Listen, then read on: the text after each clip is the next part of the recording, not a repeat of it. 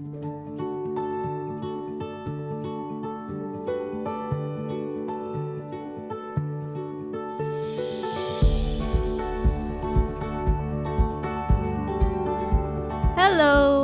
good morning. I hope you've all enjoyed your day with us today. Welcome to our breakout session, Addressing Digital Access and Equity. My name is Karina Llanes, and I am the CHCI Google Public Policy Fellow. I'm the eldest of 8 children, so when COVID first hit, I had to help my siblings transition to school online. I watched as the school district scrambled to provide laptops for students to go to class. So as an older sister, I'm really eager to listen to this conversation. On behalf of CHCI, I would like to thank T-Mobile, Visa, and Comcast for their generous support of this session. Even though Latinos are typically one of the first demographic adopters of new technology in America, only 65% of Latino families have access to broadband when compared to 80% of white families, creating a serious digital divide across the nation and locking Latino communities out of educational, economic, and personal opportunities of the future. We will hear a rich discussion on recent initiatives that are addressing digital equity and how the expansion of digital infrastructure is crucial to the success of Latino communities. We will be joined today by Congresswoman Teresa Ledger Fernandez, who represents New Mexico's 3rd Congressional District. Caucus is running late, so she'll be here in a little bit. Congresswoman Ledger Fernandez serves on the House Natural Resources, House Education and Labor, and House Administration committees. She was also elected by her colleagues to serve as chair of the Committee for Indigenous Peoples of the United States, working on a range of issues for Native communities, including economic development, health, cultural preservation, and education. To facilitate this panel, we are delighted to have Claudia Ruiz as our moderator for this session. Claudia Ruiz is a senior civil rights analyst at Unidos US, formerly National Council of La Raza, the nation's largest Latino civil rights and advocacy organization. Working with cross-cutting civil rights issues ranging from voting rights to policing reform to digital equity and tech accountability, Claudia advocates for policy reforms and civil rights protections that promote equity and inclusion for the Latino community. Please join me in welcoming Claudia Ruiz.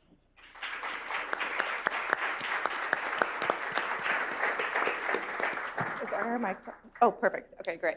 Thank you so much for that intro, Karina. Good morning, everyone. We have a packed room. How's everyone doing this morning? Yeah, ready to talk about digital equity? All right, well, before we dive in and I hand it over to our esteemed panel, I would be remiss and I wouldn't be able to honestly go back to my office today if I didn't tee us up with a couple of remarks to sort of get us framed in this conversation and the direction it might take us. So again, I am a senior civil rights analyst, so with all things start with civil rights, and I'll start by quoting the late Congressman John Lewis, who remarked that broadband and digital equity is a 21st century human right, civil right, excuse me. And I think that pretty much says it all. I think we all, each and every one of us in this room, remember when COVID hit, everything about our lives shifted online. Learning, earning, communicating, buying, purchasing, acting as consumers, operating small businesses, every dimension of daily life is now tethered online. And so it is with that kind of framing that we start thinking about, right, a lot of the ways in which various barriers, various gaps have resulted in the digital divide amongst Latinos. As we heard from Karina, about 65% of Latinos lack home broadband. That's somewhere in the neighborhood of 21 million Latinos, all right? And again, unlike, as compared to our peers, Black families tend to have connectivity rates at above 70%. White families tend to have connectivity rates at above 80% or higher. And so what really are the unique barriers that Latinos are facing and grappling with as we try to come out of pandemic recovery? So with that said, I think I'll go ahead and turn it on over to our panelists who are going to talk us through a little bit of those barriers and those gaps, some solutions that are already forthcoming or on the horizon, and what's next for closing the digital divide and addressing digital equity as a civil rights issue. So I'll go ahead and turn it over to our panelists. I'll let each of us introduce ourselves, starting with Jisoo Song. Good morning, everyone. My name is Jisoo Song. I serve as a digital equity advisor in the Office of Ed Tech within the U.S. Department of Education. And our role with the U.S. Department of Ed is to really set that national vision for how technology can be used for transformative and equitable teaching and learning. And many of you may know us through our flagship policy document, which is the National Ed Tech Plan. And this topic of digital equity is really important to us because our priorities for our office during this administration are guided by our vision for digital equity and opportunity for all. So I'm really excited to join this conversation with our esteemed panelists. So thank you. Awesome, thank you so much. And next, I'll pass it on down to Lasenia Plasencia. Good morning. Glad to be here with all of you. I'm really excited because this is actually the first time that I participate in a CHCI event, despite our long-standing relationship at Visa with CHCI. I'm hoping to be able to share with you and also learn from the dialogue that we'll have today. I am Yesenia Hernandez Plasencia. I'm the Global Head of Inclusion and Diversity at Visa. And at Visa, our purpose is to uplift everyone everywhere. I'm looking forward to the conversation to be able to share with you how we do that and the 6 focus areas that we are driving, focused on social equity, financial education, small micro businesses, inclusion and diversity, social equity, sustainability, and Visa Foundation. As a first-generation daughter to Mexican immigrants who grew up in San Jose, the capital of Silicon Valley, I understand the importance of the partnerships and the initiatives that Visa is supporting, has, and is trying to build. I remember sitting in my parents' Western wear shop in East San Jose, and as I think about what their experience was and the experience in our diverse communities today, the work that we are doing drives even more importance and is near and dear to my heart. Thank you. Awesome, thank you very much. Next, we have Anais Carmona. Hi, everyone. Buenos dias. My name is Anais Carmona. I'm a Director of Legislative Affairs at T-Mobile. I'm very proudly from the El Paso, Ciudad Juarez region, so very proud Texan, very proud Latina, and I think I work for a company that allows me to bring my whole self every single day. Like everyone in the office are like, no, she's the Mexican one, like, and not in a bad way, you know what I mean? And so it's really great to work for a corporation that really talks the talk. As you know, we are the 2nd largest carrier, recently merged with Sprint, which means that our demographic and our customers have always been incredibly diverse.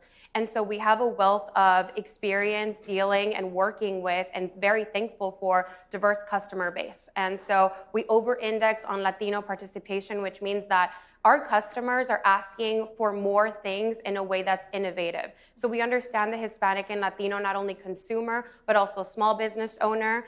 We understand the Latino activist. And so it's really important for us to ensure that we get this right. And so not only meeting the customer where they are, but also working on policy at the federal, state, and local level that benefits consumers as a whole, because at the end of the day, one of the main things that we work on is spectrum, and that is a taxpayer resource which we use, buy, and allocate, but at the end of the day, deliver to the consumer regardless of where you are. So the mission of T-Mobile is to continue getting stronger, getting better, serving the customer on a 5G nationwide network, which includes, rural areas, which we don't talk about too often, but Latinos do live in rural America, and that's also key to connect our populations, but also to find a way to democratize information, which, if you've been in DC or anywhere in the country for the last week, you can really see the power of information and the power of getting people to vote. Awesome, thank you for that. And last but not least, Leo Munoz. Hi, I'm Leo Munoz, Associate Vice President of Government Affairs at Comcast NBC Universal. Includes our familia at Telemundo as well. And really just looking forward to this conversation. We've had programs to address the digital divide in place for well over the past decade, and we've learned a lot of lessons in implementing Internet Essentials over the last 10 years, and a lot of that has folded into the way we have addressed first EBB and now ACP, the American Connectivity Program, but just looking forward to the conversation. Awesome, well, thank you all. I'm really excited about this conversation. I don't know about you guys. All right, so I think to kick us off, and also I should stop and probably share that we do have a hashtag for this summit and this panel, hashtag CHCI Summit. Please use throughout the day. And so I think what I'll do is I'll start kind of with an 1,000 level foot view question. And that's The notion of digital equity and broadband access, I think, has evolved, right, over the years, and particularly in the wake of the pandemic. I would love to hear a little bit about the ways in which you all and your organizations that you represent have come to understand the evolution of broadband adoption and what that looks like and what that means. I would just want to start off by echoing what the Secretary has said, Secretary Miguel Cardona.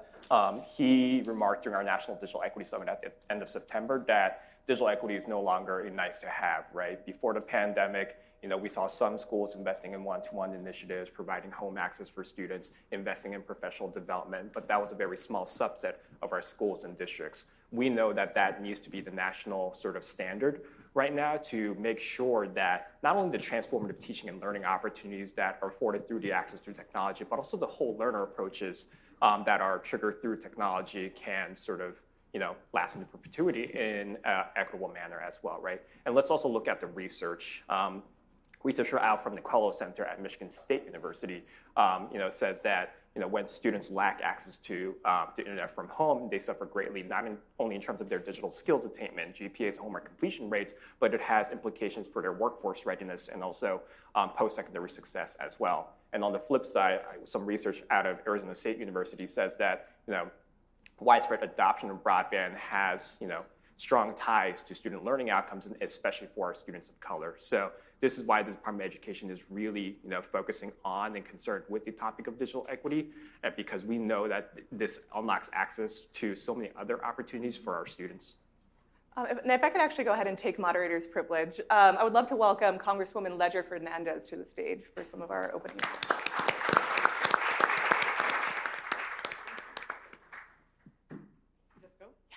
It's all yours. Okay, hello everybody. Buenos días le de Dios a todos ustedes. So I'm Teresa Ledger Fernandez, Congresswoman for the beautiful and beautifully diverse 3rd Congressional District. And I'm incredibly honored because I have Corina as a CHCI fellow in my office. So shout out to her marvelousness. It is really wonderful, and my apologies for being late, but we had both an education committee matter that we had to take care of this morning, as well as we introduced our new Democratic Caucus members, and the Congressional Hispanic Caucus will be the largest ever in history, and that is amazing. It is just great. It is just great. Because it is only when we have more Latinos in Congress that we truly understand what it means to have a digital divide. In my district, we had, during the pandemic, we had school bus drivers from Cuba and Nuevo Mexico driving the lesson plans to their students because there was no access to the internet in that community. And I can tell those stories over and over again because my communities live those stories, because my familia lives those stories, and you can tell those stories over and over again because your communities do too, which is why it's so wonderful of what we did in the Infrastructure and Jobs Act, $67 billion, or is it 47? We did so much this last year, I get the numbers, like, oh, we did this, right? But for the first time ever, we are going to have the resources to close that gap.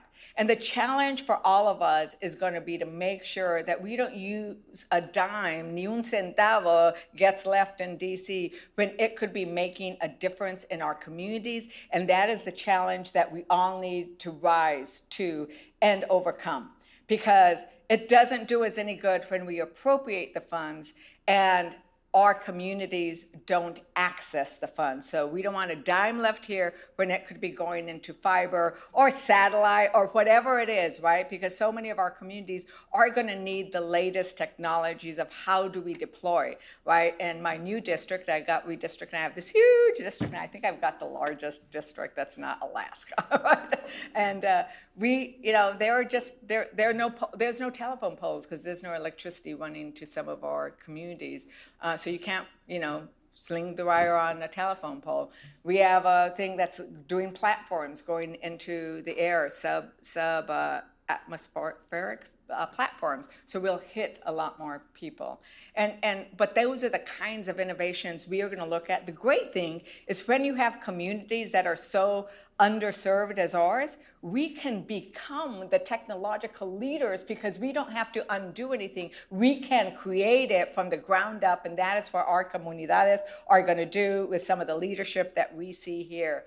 I also want to close with just the thought of what happens when you don't have what you cannot then become, right? It was fascinating to learn that, Bill Gates had one of the high schools that actually had a computer, right? So then it is easy to start imagining what you can do.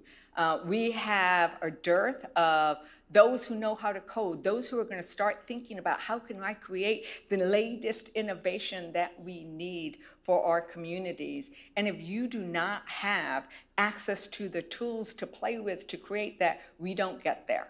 And so it is not just closing access to broadband. It's not just making sure everybody has that computer in their hands. It is making sure that we allow the creative juices of our gente to flow. And you can only, a lot of us are going to do it anyway, right? It's because we have what we call in New Mexico, we call it troche moche, which is, is anyone here from New Mexico? Nobody's laughing at the troche moche. So I love troche moche. I love troche moche. Troche moche means that it's the duct tape and baling wire way of getting it done, right? We make with whatever little we have, we invent and we create. But we need to make sure that we are not settling for troche moche, even though I think it's quite brilliant, our ability to create. We need to make sure that we have more than duct tape and baling wire, that we actually have the latest tools so we can innovate. And I am so grateful to all of my colleagues, both in the House, the Senate, and the President, for giving us the resources to start closing that digital divide. So muchísimas gracias for having me. Thank you so much to CHCI, to Unidos, and to each of you for being here and taking on the challenge of giving us the tools and the innovation for the generations to come. Muchísimas gracias.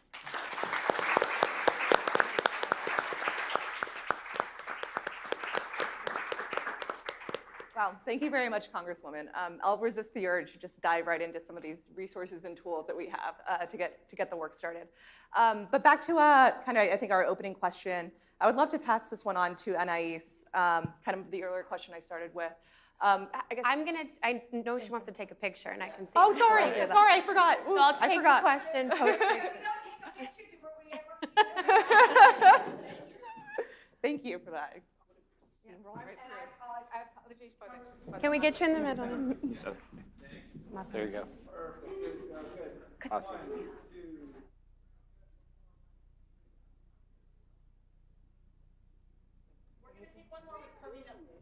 Okay.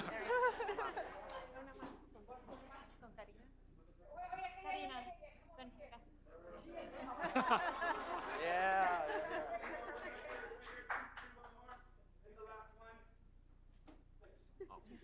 Nice.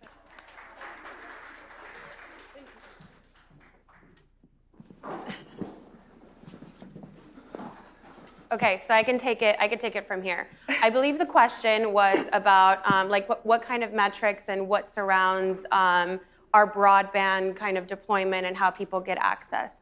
I think the way that we look at broadband and adoptability has to do with a lot of different things. The first is accessibility, right?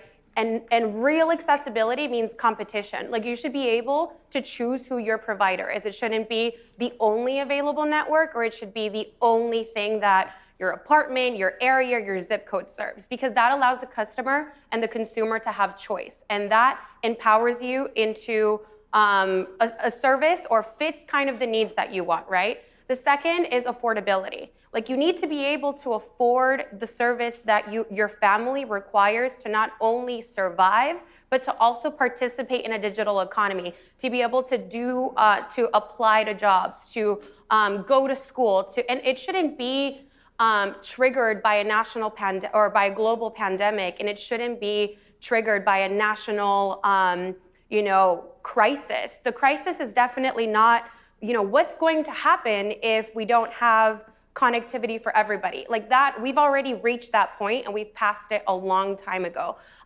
T-Mobile has had these programs in place before the pandemic, during the pandemic, and post-pandemic because we recognize the value of getting access. Now, what's next? Reliability. I think reliability is also a key component of connectivity.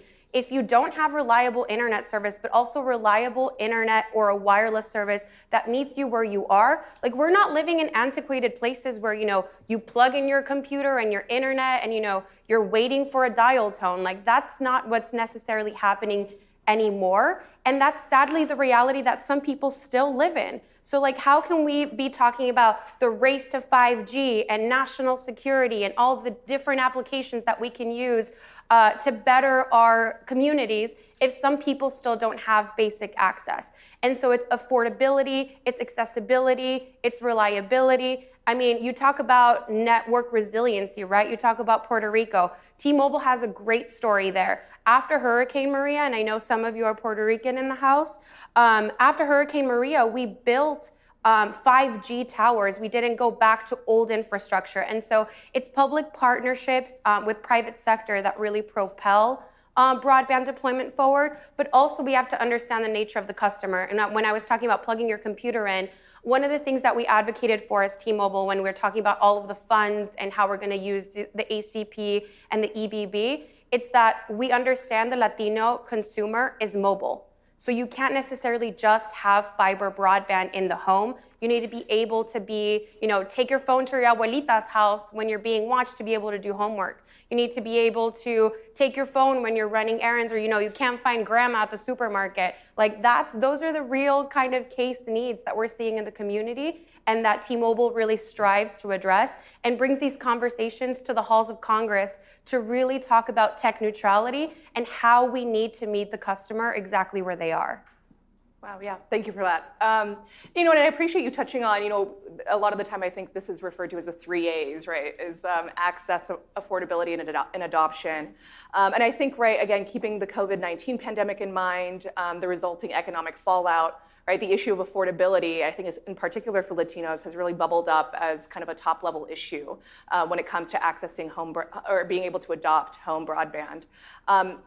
Leo, I'd be interested in kind of your take on the ways in which the COVID-19 pandemic highlighted those gaps and those issues around affordability. What might be some of those extra wraparound issues that are fueling, right, these sort of affordability hikes or spikes, and then in the wake after the pandemic, what are the ways that we're seeing affordability being addressed as an issue from your guys' organization? Right. Well, for leading into the pandemic, we had a program that I mentioned, Internet Essentials, that's been $10, $9.95 a month for people that are 200% of poverty below. It started out as like if you're on free or reduced school lunch, and it has expanded to just about anybody who qualifies for any federal program, including like if you're a Pell Grant recipient, you qualify for Internet Essentials, and all the IE products and beyond qualify now under ACP. So we had offerings to address affordability leading in. One of the things we noticed, to your point, was not just affordability, but access in the sense that school was at home, and people have a lot of different issues, right, in their lives. So we had lift zones that were kind of souped up hot spots in community centers, libraries, things like that, so people could go somewhere that was a safe place to access the internet.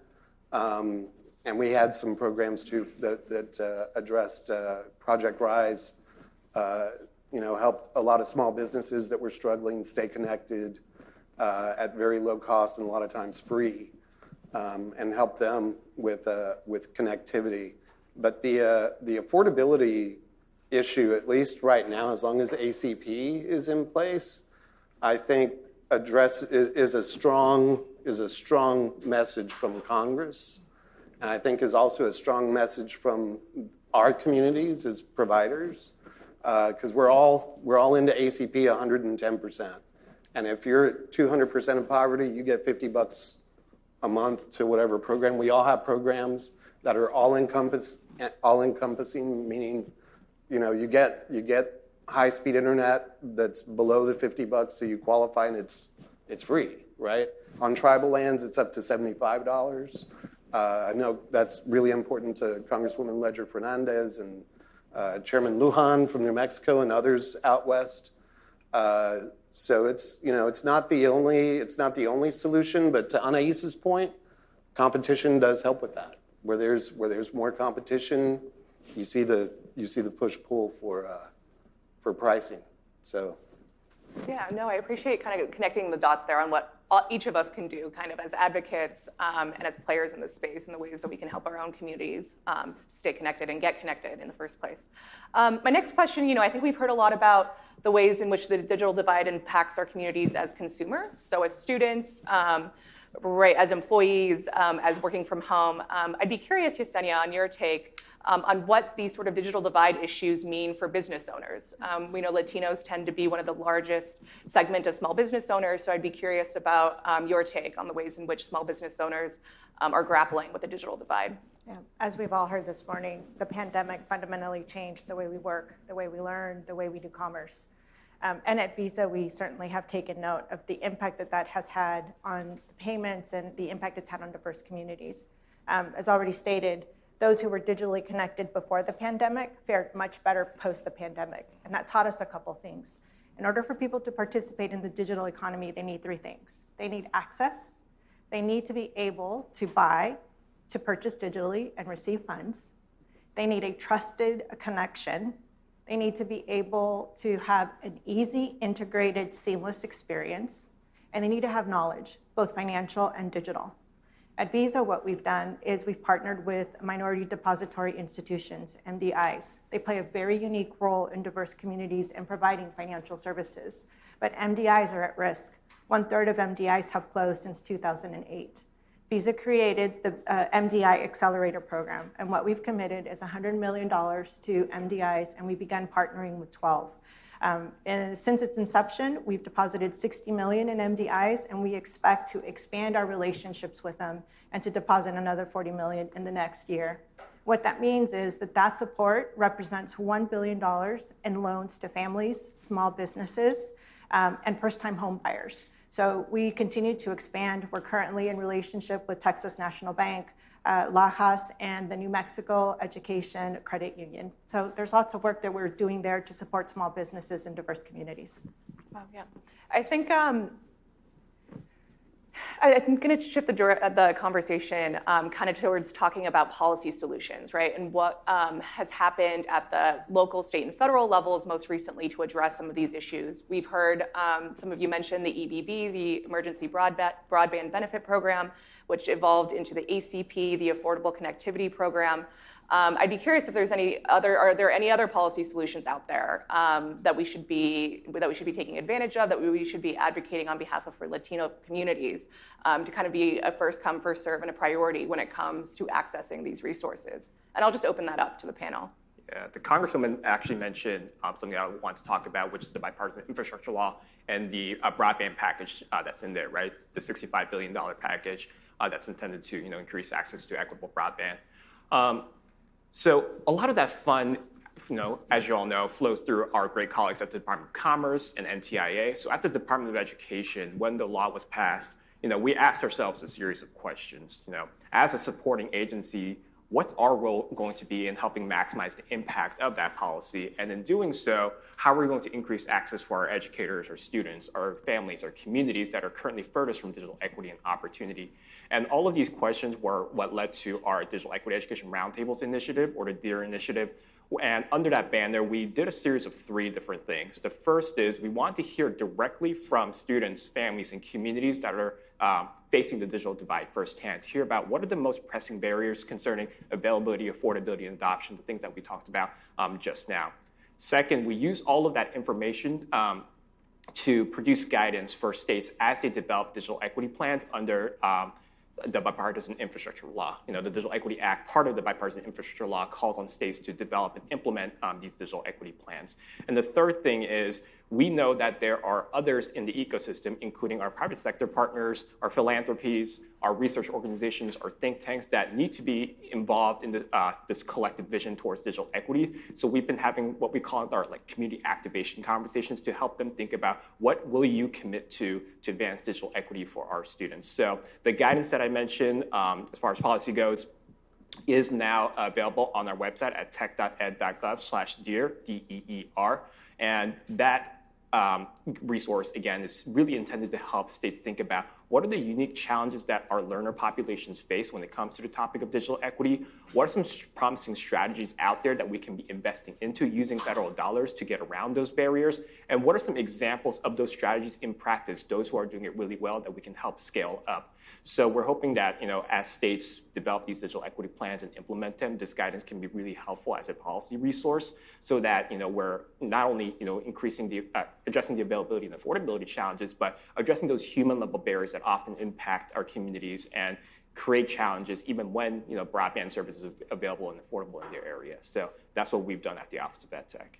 Yeah, thank you. That's a really robust explanation for that, right? For this, what is a very complicated ecosystem. As you can see, we're all partners in sort of the fight to close the digital divide, and I think we all have different roles to play, ultimately towards a single goal. But I would love an industry perspective on sort of the NTIA dollars that were included in the infrastructure package and the way that you guys see yourselves, the role that you serve in sort of rolling out this program. Do you want to go first? I'll go first. Okay, so I think that public partnerships with private industry is key. I think we have a lot of not only goodwill, but a duty to our customers and our consumers. And without getting too technical, one of the key components that I think we're working at the federal level is spectrum. And if you don't know what spectrum is, it's those airwaves that bring you, the 2Gs, the 3Gs, and now we're at a 5G.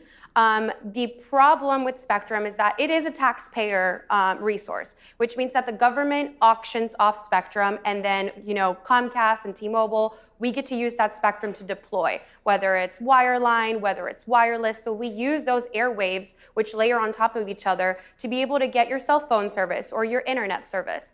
And so government has the duty to auction off spectrum. And right now, as of December 16th, we're hitting a pretty big deadline for Spectrum Auction Extension Authority, which is going to expire. So the Senate side really needs to kind of focus on those things, but also identifying which bands we move into, because 4G and 3G were developed over a decade timeline. And technology is moving so quickly that we're now talking about 6G without even knowing the full capacity of 5G. And so we need that spectrum asset in order to be able to deploy not only in urban, condensed areas, but also to bring rural manufacturers, or rural communities, not only connectivity, but new ways to implement their technology. So for example, sensors to be used in agriculture, chips to be used in the military, and services and applications that can be used for national security as well. And so we haven't even seen the potential of 5G. And most importantly, not every single American, Latinos, Blacks, Asians, we're not using the full potential of this technology. And so making sure that there's enough spectrum available for commercial use is a national imperative, not only for the well-being of our national security, but also, and the race to 5G that you talk about in the grand scheme of things, but I think it has real-life implications for every and each consumer all across the United States and, quite frankly, the world. I was going to I'm going to take a little bit of a different tack, and the FCC just sent out, notice that they have like $70 million available for promoting ACP, and in the decade running up to the pandemic that we ran, the Internet Essentials program, adoption is still a very, very critical barrier, especially in our community. It's one of the reasons we learned early on, i.e., we don't ask for a social security number because we know in our community, you show up and you start asking for that stuff, we get, people get a little edgy. They're like, hey, I may have been born here. My grandmother wasn't born. I'm just speaking for myself. My grandmother wasn't born in the United States, right? So you have those barriers and those issues that we have to deal with within our own families. It's like, do you trust it? Do you not? So the success of our program and the success of ACP, frankly, is going to take place on the ground in our communities with community partners, like you said, public-private partnerships, but also with nonprofits, with church groups, with community groups, because if there's not that level of trust in our community, people won't do it, period. I don't care what community, Asian, Hispanic, Afro-Latino, whatever community, if there's a barrier of trust there, it's not going to happen. And so we have talked to the FCC about this and NTIA, and I know the White House and the committees of jurisdiction are looking at ways to kind of mechanically improve the process by which people can apply for ACP and get approved. But there's still a lot of work to do on the adoption front as well, because it's important to have that kind of that trust factor. As a company, we're investing in digital navigators to help people understand, that this is a program that you can utilize and that it's safe, and to, educate people about all the stuff you can do, once you're connected, because that's always been for us, it's been, affordability, yes, right? Access first, then affordability, but also just the education and just getting some sort of digital education as to how this can benefit your family, regardless of whether you're just mobile or if you have a laptop. Like most of our programs, also offer equipment, right, at a, either greatly subsidized level or free. So just that sort of connection is important. So if you guys want to help out, or you have communities or organizations that you know of back home that have an interest in this, you let any of us know, because we need to connect those dots to make ACP as successful as possible. Yeah, and pushing Spanish language and other language materials and education and people in our stores to be able to really explain in someone's native language has also proven key. So we hire, not based on the demographic, but also to tailor to the demographic of the communities we're serving. 100%. All our stuff is in at least 35 languages and more. We just get it done. So. Yeah, when it comes to the ACP, simply the awareness of the program is still a large challenge, right?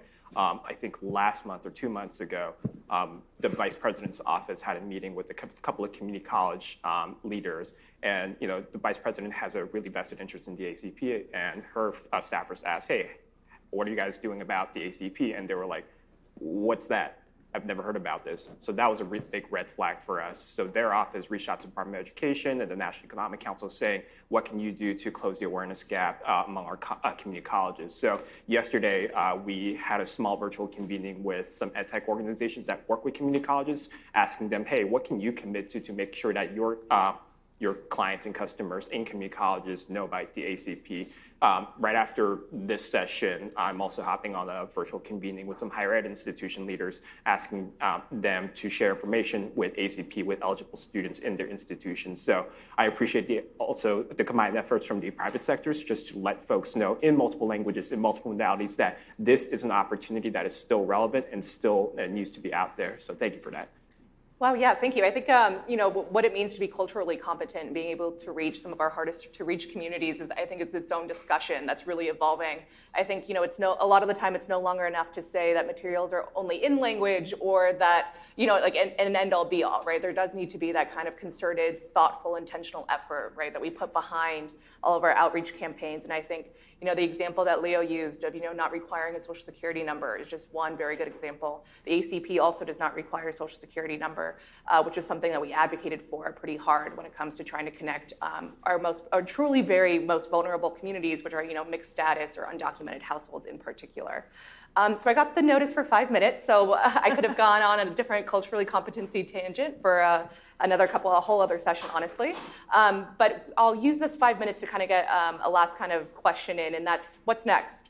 We talked about all these great programs, all these great initiatives, all these new solutions that Congress, industry partners, advocates have all kind of coalesced around. Where do we go from here? So when I think at Visa, it's interesting listening to the conversation today. I recently heard from someone that when you have been excluded and you are without, you figure things out. And I think that there are no communities that are more innovative than the diverse communities that we all come from, because we know what it's like to be without, because we know what it's like to have to figure it out.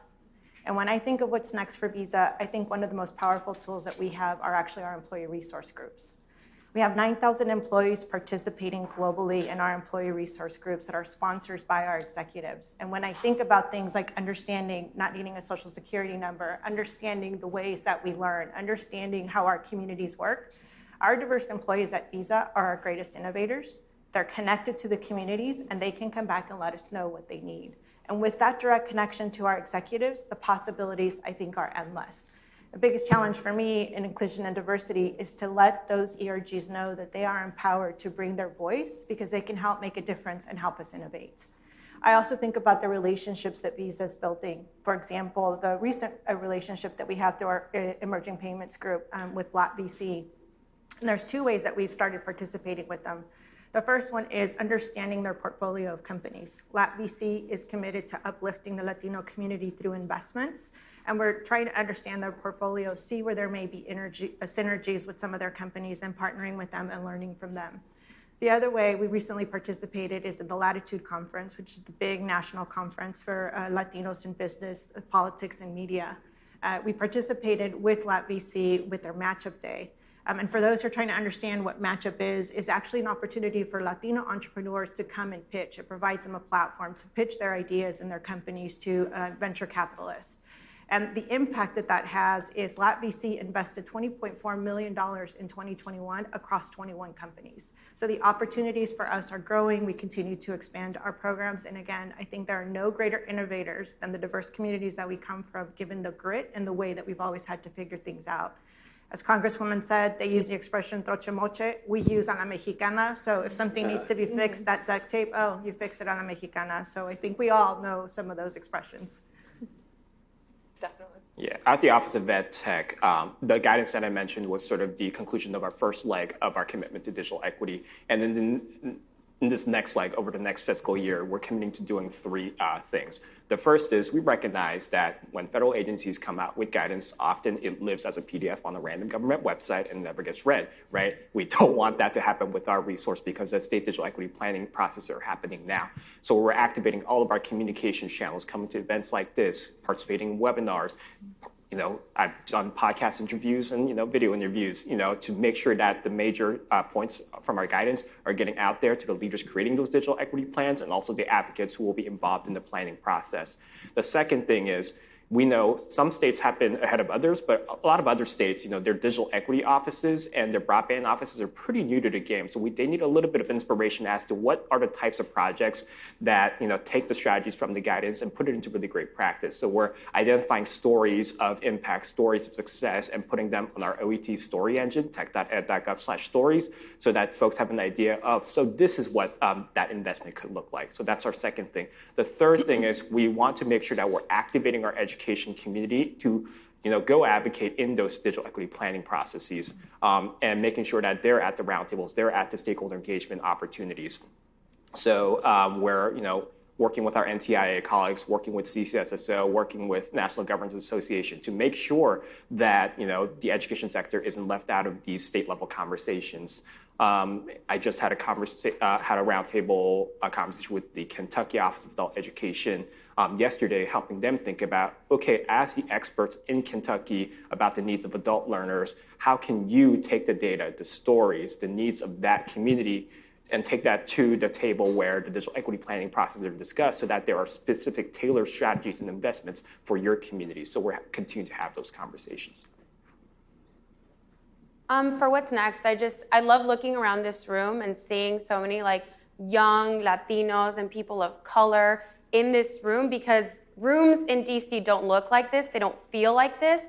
And what's important is they don't look like this either, but you guys have friends and ambassadors here that are taking your stories, your struggles, your problems to boardrooms across, some of the most not really diverse places. And so what we need from you is now that you know about ACP, or now that you know about a program that sounded like it could help a school district or someone that Get out there, share the word. If you know someone that might be struggling with internet access, let them know about these programs and let them know that there's places and places where they can get help, I think is really important. But also on what's next, I think T-Mobile will continue to be, the fun Un-carrier that it is. We continue to disrupt the industry. No offense, the industry. But what I mean is just bringing competition and bringing innovation to solve the problems that we have in our communities is pretty unique. And so we need you guys to, wherever your internship is or wherever your current place of work is, to talk about, the great stuff that's coming out of these public-private partnerships and, reach out and find out ways that we can help and solve together, because it's true, these diverse communities find creative ways to problem solve, and more often than not, you just need a little help to get that idea across and to really have an impact in your community. And so talk about Project 10 Million, do the research on the companies and see what can help in your community. And I think that's really essential and that's really key. I'll be quick because I know we want to get questions from you guys. So I'll give you a wonky answer for what's coming up. One, the FCC is going to release the most detailed broadband maps we've had ever in history in about a month. And that's going to tell us a lot, right? So watch out for that. And two, look at your state and local governments, because all this money for build out is flowing through the states, right? The Fed puts it out there, but the states and localities are going to have to implement. So watch how things are going back home. Well, thank you so much. And I think this conversation could go all day. Thank you all. And before we kind of wrap up, I thought we'd keep around 10 to 12 minutes for Q&A. If anybody has any burning questions this morning. I know we're right up against lunch, so I know we can get a little dazed, but yeah, please. I think we have a mic coming to you, sorry.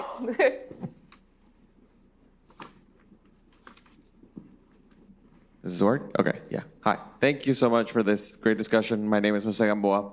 My question was, in your respective spaces, how do you look at digital access and equity when building user interface? And what are some recommendations that you may have when you're trying to push for cultural competent changes to user interface in your spaces? Thank you.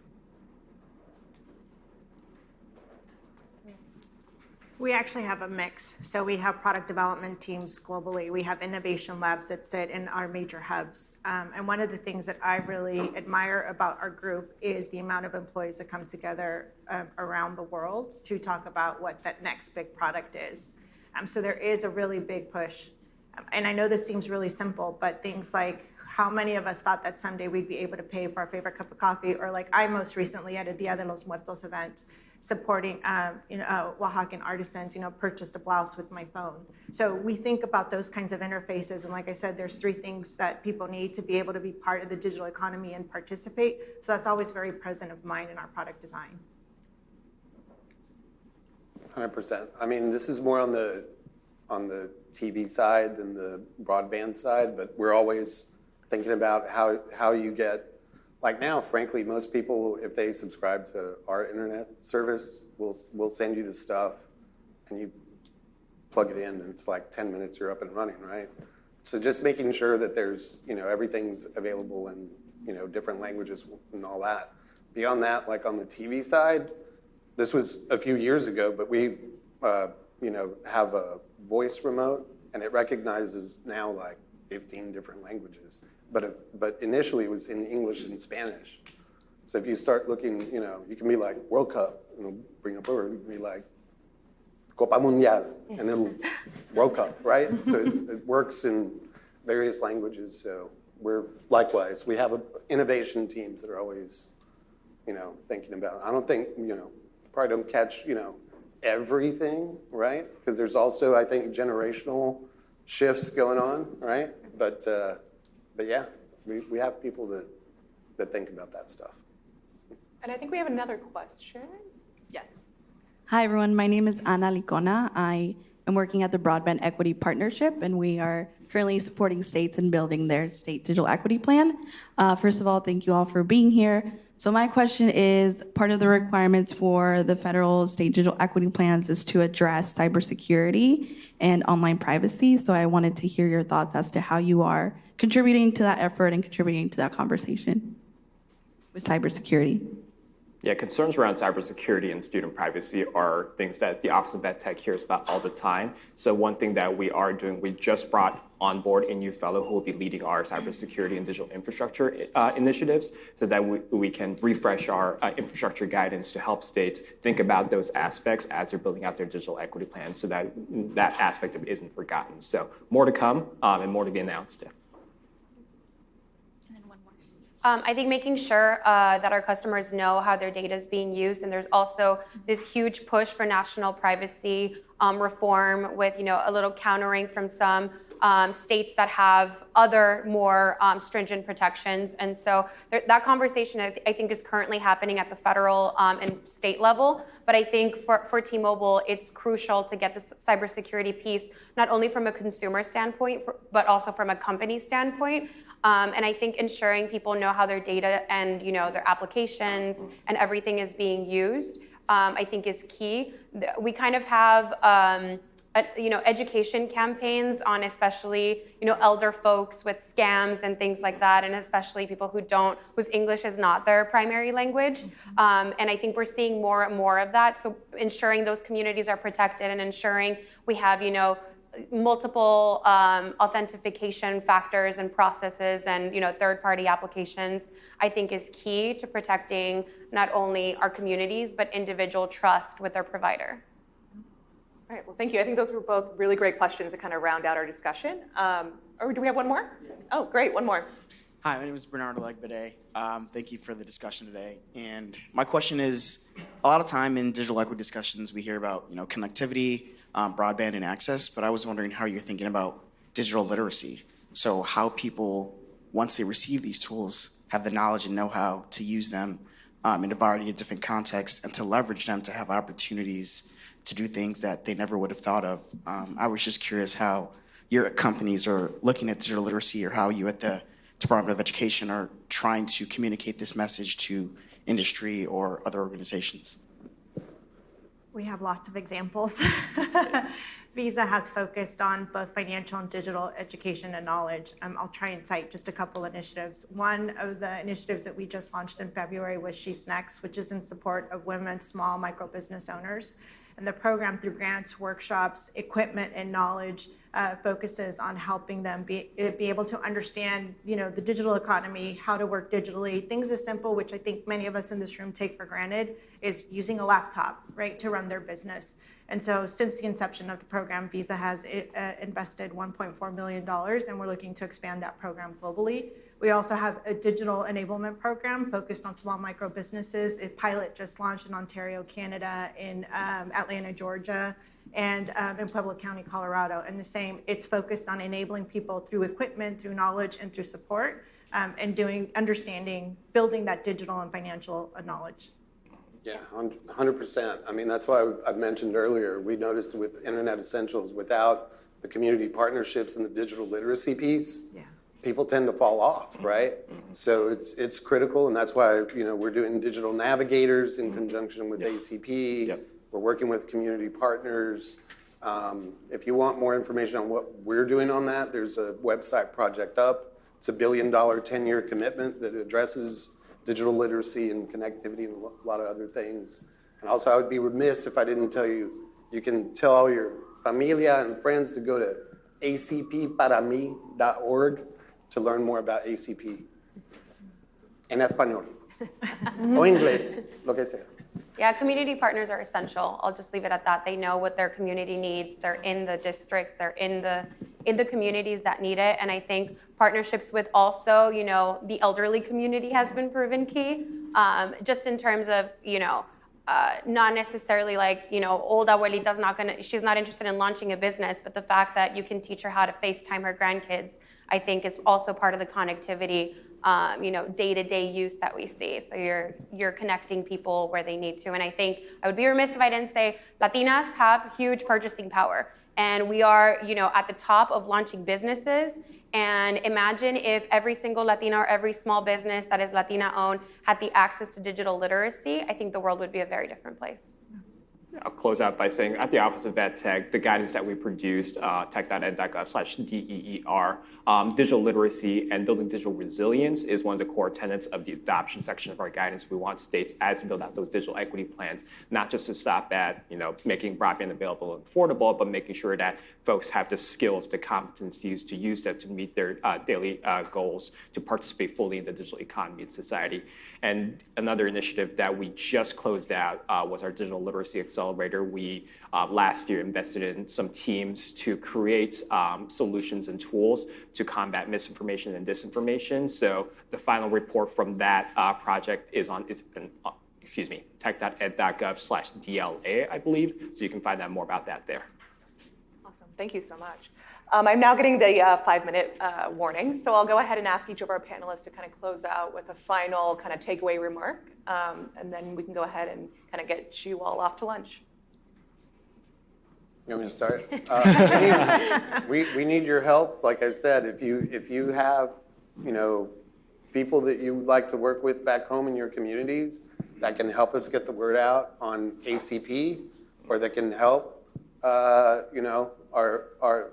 nuestra gente in understanding the importance of digital literacy and cybersecurity, we're all ears. We've worked with hundreds and hundreds of organizations over the last decade, and we're just going to keep at that clip. I mean, we really want to see ACP succeed, but we can't just build broadband and connect people that are not connected without that digital literacy piece. So, help us out. Yeah, I think we've talked a lot about broadband, and now I'm reaching out as personal, Anais. If you're interested in working in telecom, if you're interested in digital literacy or digital access or broadband or any of those things, come talk to us. There's always opportunities to be in the room and to make those changes happen. And like I said, take these programs, take this information back to the community. It can start as easy as asking your parents or being like, hey, do you know anyone who's in need of access? I heard about this program, or whatever it is. We're really interested and invested in making sure that every American, regardless of zip code, regardless of what you look like, regardless of how much you make, to have access to this vital resource, because the way we democratize information and the way that we share this resource is key to uplifting not only our community from an educational standpoint, but from a social impact. Because the more that we're involved, the more that we can make those changes. And I think that's something that T-Mobile really strives for, to ensure that broadband connectivity and at a 5G speed and at the top tier level of technology is in every household in America. Thank you for being here this morning. Your energy is increasing. It helps me stay motivated. It's one of the things that I enjoy the most in my work, and it's very inspiring. And if I may, I'd like to offer some advice personally from me, is reach back. One of the most powerful things that we have in our diverse communities is education. And it is not just your own education, but the learning that you share with others. The way we're going to be able to close this divide is not through just the partnerships that you see up here, but your own individual efforts. Every one of us is here as a result of a sacrifice that's been made, your own grit to go forward and to achieve your own dreams. And as you get there, don't forget to reach back, because that's what's going to move our diverse communities forward. It's going to be really hard to follow that. That was super inspiring. But first, I wanted to say thank you for inviting me on this panel. As an Asian American that doesn't know firsthand the experiences of our Latino and Hispanic communities, I appreciate the privilege of inviting the Office of Ed Tech up here to talk about the things that we are doing and will continue to commit to. And two acts for the group of folks that are in here. You all are community advocates, you all are learners, you all are leaders. So as the states develop these digital equity plans, in one shape or form, I feel like you all will be involved, right? So if there's a way that the Office of Ed Tech can support you, please feel free to reach out to our office at ed.tech@ed.gov. So that's our email address. And I mentioned that we're collecting stories of success and stories of impact. So if you have, digital equity solutions that are, really empowering learners with disabilities, our homeless students, our learners who are migratory, our learners who are refugees or asylum seekers, please let us know. We would like to make sure that states have the opportunity to learn from those stories of success to help them think about, okay, these are the things that we need to strategize for in our own digital equity plan. So again, ed.tech@ed.gov is our email address. We monitor that email address. There is a person at the end of that. Well, that closes out our discussion for today. I want to thank all of our panelists sincerely for such a rich discussion.